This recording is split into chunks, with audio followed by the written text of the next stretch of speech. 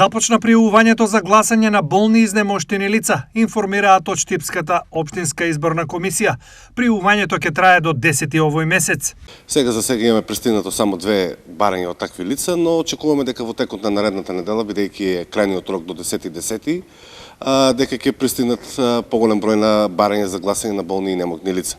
Заради оваа работа, значи ОИК ќе работи од 9 часот наутро до 21 часот. Заради примање на овие барања, каде што на 10 октомври имаме и дежурство до 24 часот на полнок, согласно роковникот издаден од страна на Државната изборна комисија. Како ќе тече гласањето на оваа категорија граѓани? Овие лица гласаат ден пред изборите, значи избирачкиот одбор кога ќе го подигаат материјалот од Општинската изборна комисија, значи ќе добијат список со лица со болни и немокни лица, колку лица имат се пријавено во нивниот избирачки одбор и тие лица потоа се посетуваат во нивните домови за гласање.